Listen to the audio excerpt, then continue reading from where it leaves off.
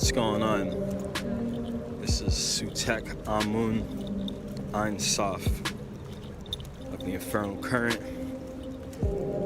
Also a member of, you like that? Also a member of Dark Sorcery. I'm making this video for my man TK Tribe. In this video, the first in a series called What's in My Pocket. I'm gonna start today with what's in my hand. This here is a self-healed celestial quartz. I'm gonna turn this camera around so you can actually see some of these details. All these are terminations. The multiple terminations of what people would call extraterrestrial terminations. E.T. phone home. Let me see if I can. So it's self-healed. Natural formations on all sides. It has inclusions. What looks to be rutile, but we are also under the impression that it just might be actinolite. So what's special about these stones? I feel like this is a stone that every person should have. Celestial quartz is really good for raising the vibrations in one's environment.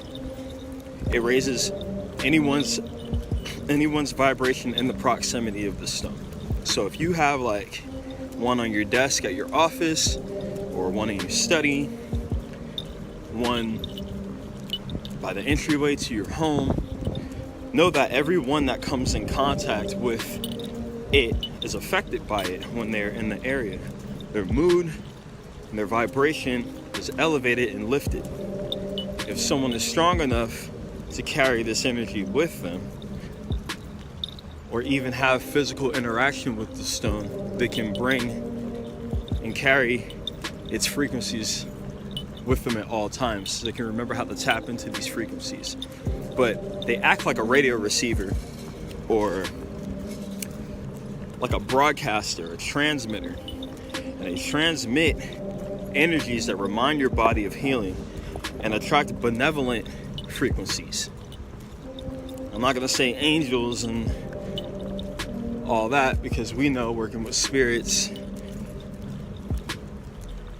not everything is necessarily, malevolent, benevolent just because of its, typed category. But I will say that it attracts things that are more familiar and aligned with your highest good as an individual. With that being said, so first thing in my pocket here, I have a Smoky celestial quartz. Is that Richard? I have an celestial smoky quartz. Now, if anyone knows about smoky quartz, I feel like smoky quartz is actually safer to have. The last one I showed you, and yes, it does fit in my pocket. No one has to know. But the difference between the two of these, this one's rutilated. This one is programmable for intent and increasing manifestation because it has those traits. Quartz is a master healer naturally. Excuse me. Allergies. This, however, the smoky, this is good for transmitting positive energy into areas where negative energy has encompassed. I don't necessarily mean negative in the way that people refer to it as, like, good and bad vibes and things like that, but just more or less denser energies and energies that need to be moved around all the time. Smoky quartz is good for transmuting those negative energies and making them useful for us, or allowing them to move freely. I think it's important to know too, when we're talking about the elements, we're talking about the different levels of elements that make up the individual. Fire and air would be considered positive because of their ability to move things and consume things, as water and earth would be negative energies. Okay, so what else do I have in my pocket here? I was going to sell this opal today. This is a wire wrapped opal.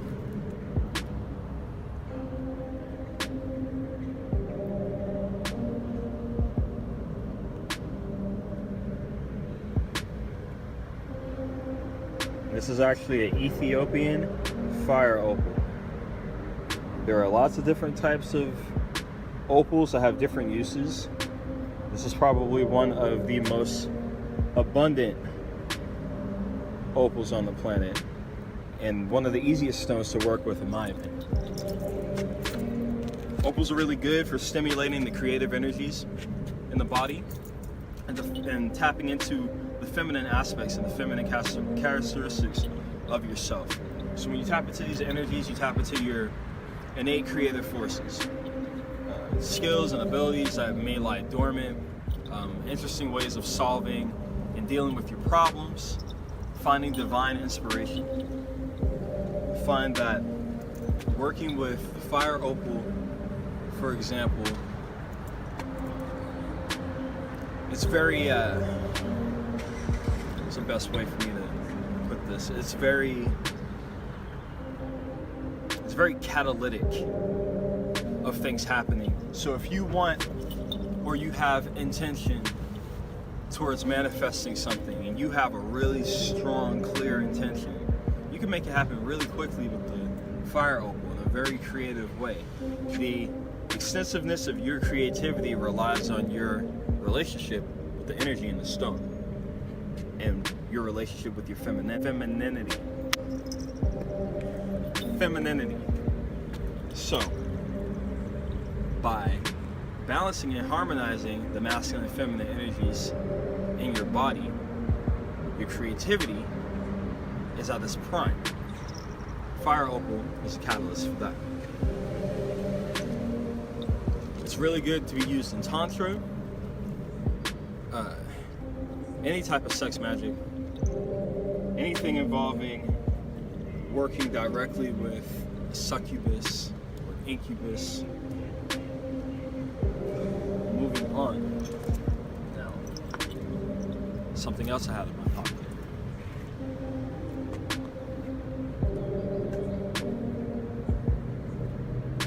This is a Smoky Quartz with feldspar and small inclusions of azurine. I keep a piece of azurine in my hair.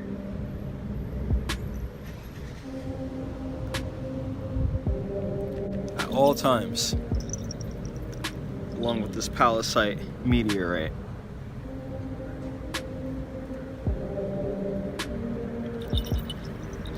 Now, let me get into the Smoky Quartz. As I said before, Smoky Quartz is really good for transmuting that which is negative, returning it to the earth and making it useful.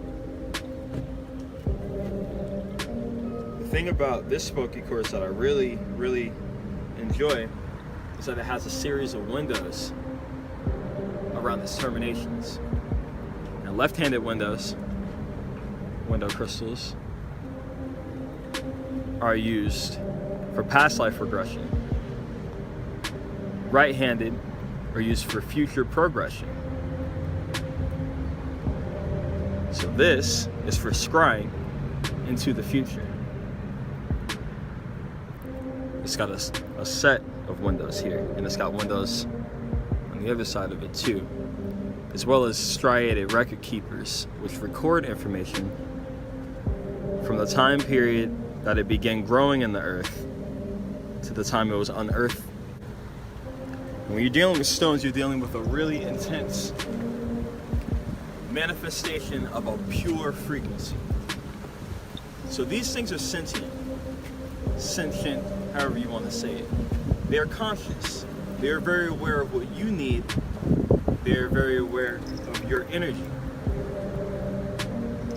when you're working with these types of stones in general, minerals, you come in contact with stones, they usually attune you by learning where you lack in certain areas, raising your vibration in those areas, or making you aware of things that you need to change, that the stone will accentuate the forces you need to apply.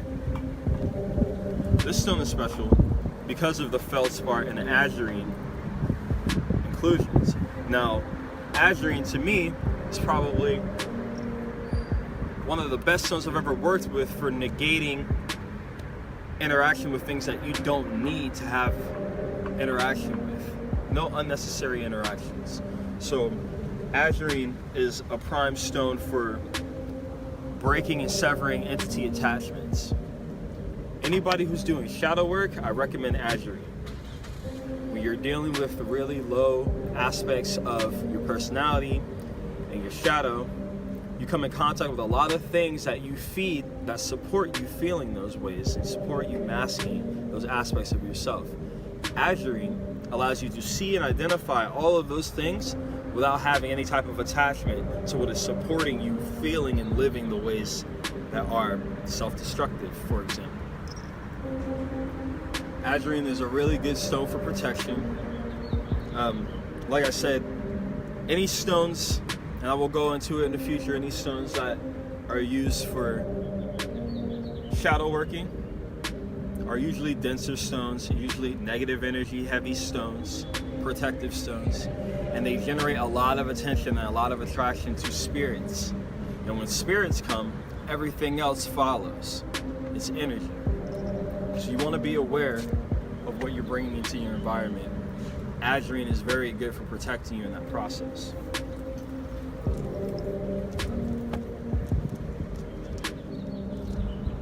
Okay, so next here, I'll bring attention to this blade of calcite with stibnite growing through it. This is a pretty rare formation. The stibnite is antimony based, not silver.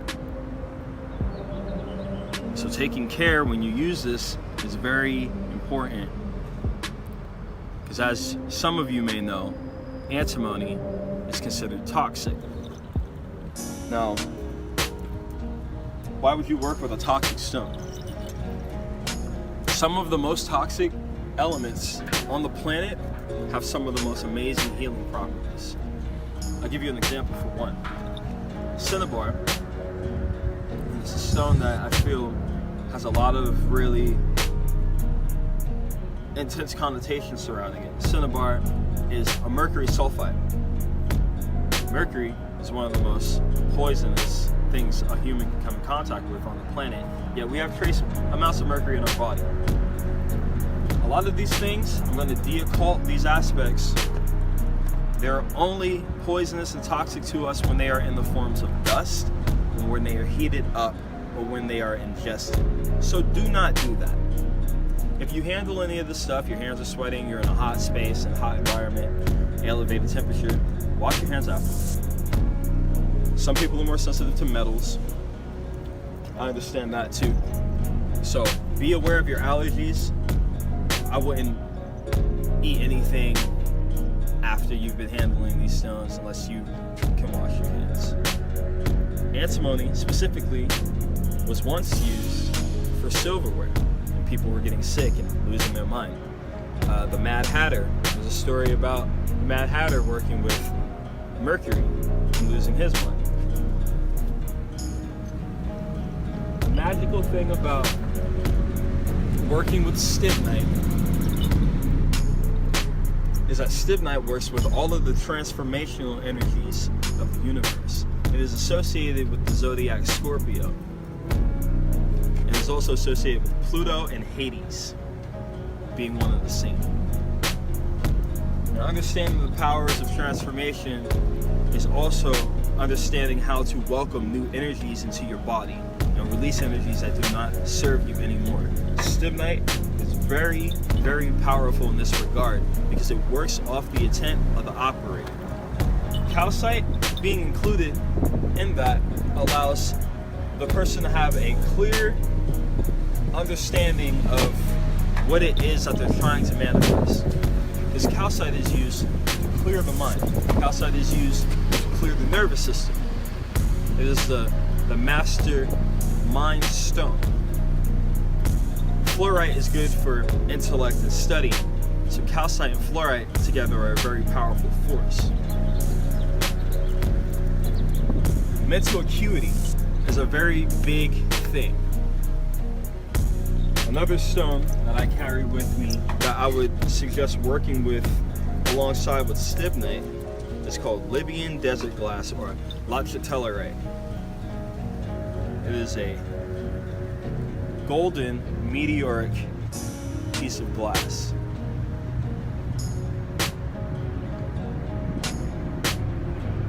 When you're working with stibnite, you need to have a deep level of reverence and respect for yourself and for the energies in the universe. Manifestation is at an all-time high, so you can easily get undesired results if you're not careful. It is important to know what you want. It's important to be able to see clearly what it is that you want and to take action towards it. Using this in your ritual, using this in your meditation, carrying it with you will attract everything that aligns with your intent. It's not about your highest good. There's a lot of stones that will manifest things aligned with your highest good. There are things that will manifest things that are within your divine blueprint, your astral or natal alignment.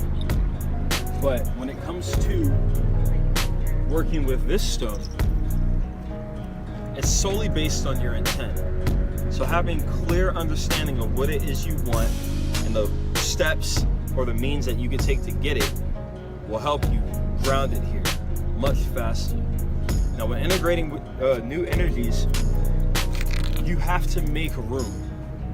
You have to let go of old experience and your attachments to old experience. Things that served your survival at earlier time periods in your life. Now that you have learned to adapt and live through those situations and how to observe and identify those situations, how to respond to those situations, it is time to release your need to hold on to anything from that time period, which is no longer serving you. Stibnite is very good for that. When you're bringing in all of these new energies and these new concepts, now all of your chakras are stimulated. Everything in your body is stimulated. Meaning everything that you want deep down in your root, deep down in your sexual energy, your will, your heart, your truth, your sight, your knowing, and your spiritual development, all is aligned with manifesting your will and your intent when you work with stibnite. It's a very powerful stone, I recommend it. It is not an entry-level stone. It is a very advanced stone. It's not one of the first stones you should get. If it's your first stone, I don't recommend that. Next stone I have here, I'm not going to go crazy about this one because I'll be posting an extensive video about this, but this is called Moldavite. This is a 15 million year old meteorite. Tektite, gem silica glass.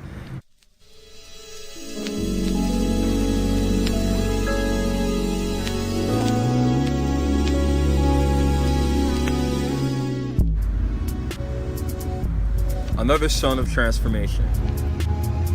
Now I'll be mentioning a lot of my own personal experiences in my book about this stone, but I will say a couple things about it right now. I wear Moldavite. I wear a lot of Moldavite every day. I've been working with Moldavite for years. I feel like Moldavite is definitely something you don't want to put too much information in your head about before you actually experience, because it'll dilute your experience. So, With that being said, I'm going to bring awareness of the effects that Moldavite can have on your body.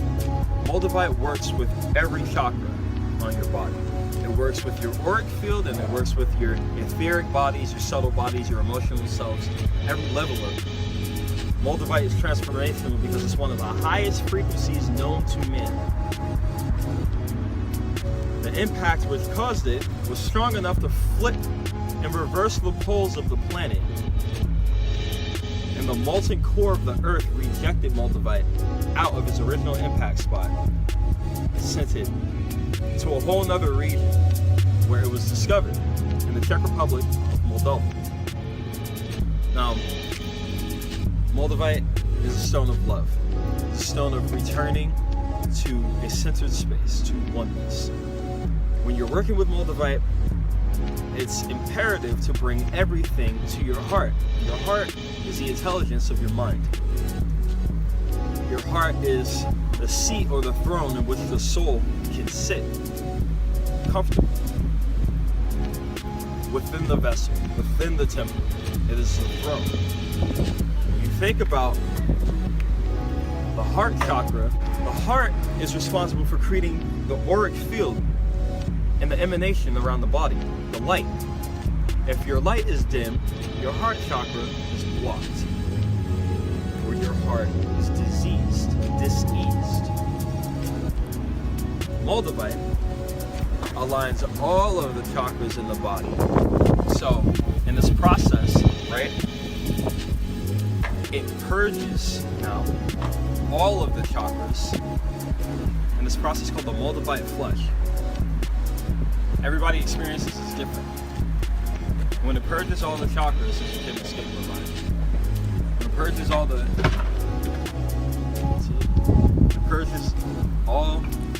of the chakras, it does it through the heart chakra system by flooding the chakra system with the essence of the heart. When this happens, all your blockages and all of your everything that causes you to be out of alignment becomes exposed. You become completely aware of all of it. Some people go through really emotional transitions where they cry excessively for months, years. Some people will have intense fits of rage that will turn into sadness. You know, all of their regrets and all of their problems will surface. The Moldavite acts as a karmic magnet for the user. The user's perspective of their reality, perspective of the world around them becomes intensified 100-fold. The more you work with Moldavite, the more you build a rapport with this stone, the stronger its transformational traits become. As time goes on, you start to develop your own significant relationship with your Moldavite. You will start to see very clearly what your patterns are, what your place and your role is in your own life, your own suffering, and other people's life situations, and what you can do about it. Because you are not thinking with a conditioned mind, you are thinking from the intelligence of the heart.